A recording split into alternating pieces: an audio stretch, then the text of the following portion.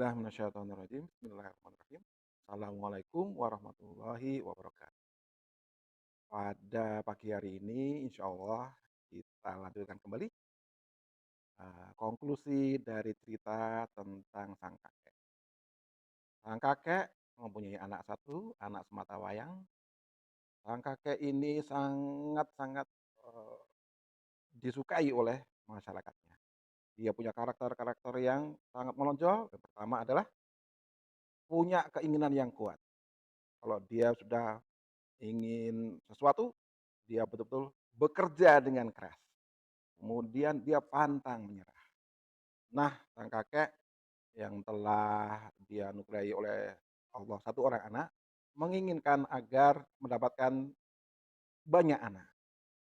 Alhamdulillah dia dapat 10 orang anak akhirnya. Dia telah bermimpi untuk disuruh menggali sumur. Dia juga gali sumur itu, akhirnya berhasil juga.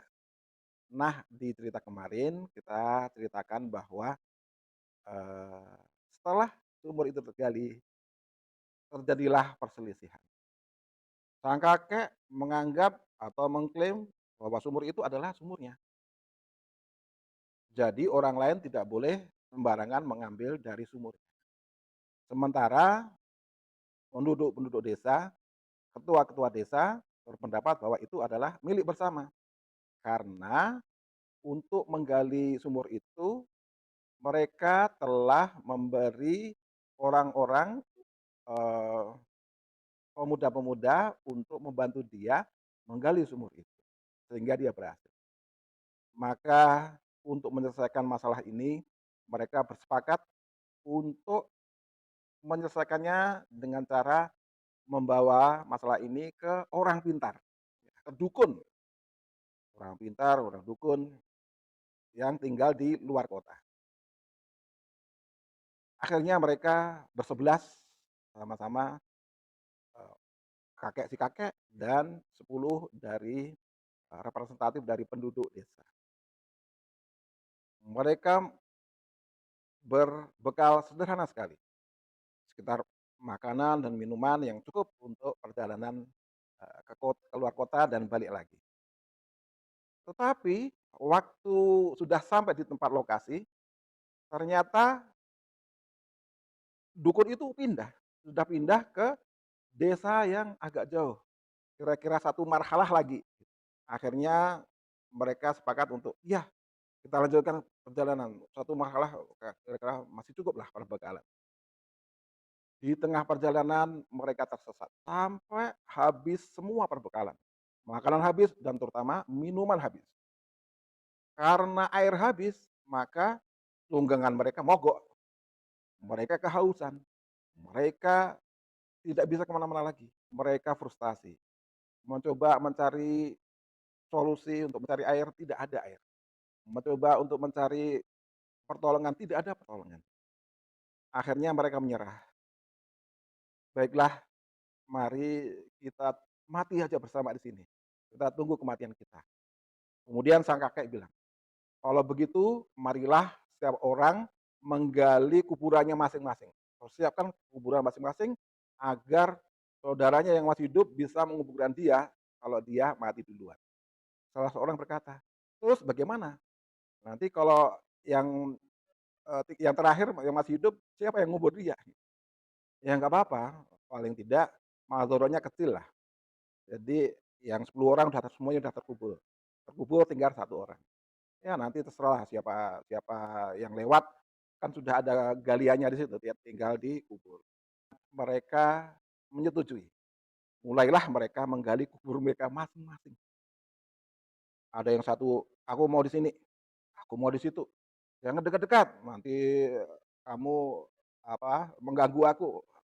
Aku nggak ingin mendengar kamu ngorok waktu aku mati," gitu. Sehingga matiku tidak nyaman. Akhirnya mereka berpencar selisih. Kemudian sang kakek melihat untanya itu menderum, kemudian memanggil dia, seolah-olah memanggil dia. Kemudian kakinya unta itu menggentah-hentahkan ke bumi. Kalau begitu aku akan menggali kuburanku di sana, di tempat untaku.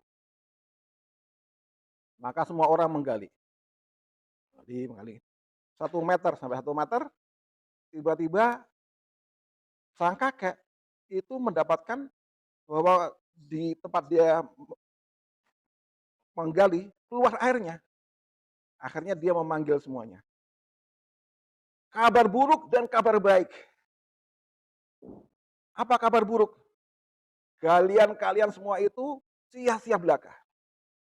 Terus apa kabar baiknya? Kabar baik, galianku berguna. Karena apa? Ada air keluar dari sini. Wah, alhamdulillah.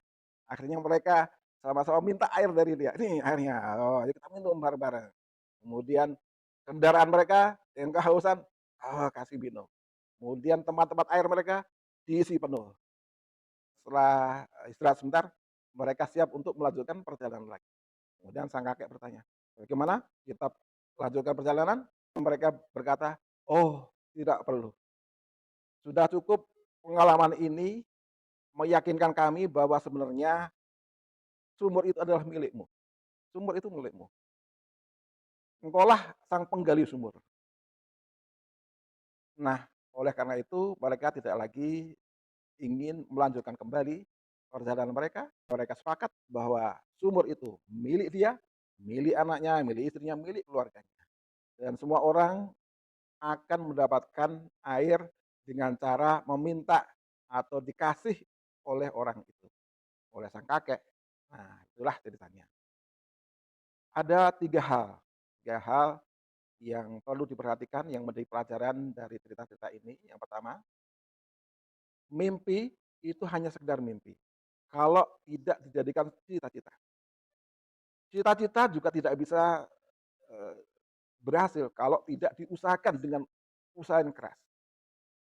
Kemudian usaha yang keras itu pun tidak akan berhasil kalau tidak dibantu oleh Allah Subhanahu wa taala.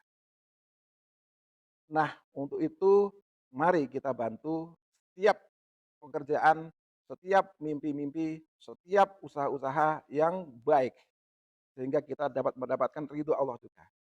Penting diketahui di situ bahwa setiap usaha yang baik itu perlu niatan yang baik, perlu keikhlasan untuk membantunya agar betul-betul terjadi kenyataan. Tentunya orang di awal-awal itu tidak akan mau membantu karena dinilai berat, sangat berat sekali, tidak mungkin. Tapi ketika usaha itu sudah akan berhasil, orang pasti akan mau membantu. Di antara mereka ada yang ikhlas, di antara mereka ada juga yang ikhlas. Nah, yang ikhlas inilah yang akan mendapatkan 2 ganjaran. Dapat di dunia, di akhirat juga dapat. Nah, yang tidak ikhlas ya di dunia mungkin dia dapat sedikit dan di akhirat dia tidak akan dapat sama sekali. Untuk itu mari kita ikhlaskan pekerjaan kita ikhlaskan dedikasi kita ikhlaskan harta benda kita untuk berjuang di jalan Allah. Begitu cerita-cerita dalam tradisi kaum muslimin. Billahi taufiq wal hidayah. Wassalamualaikum warahmatullahi wabarakatuh.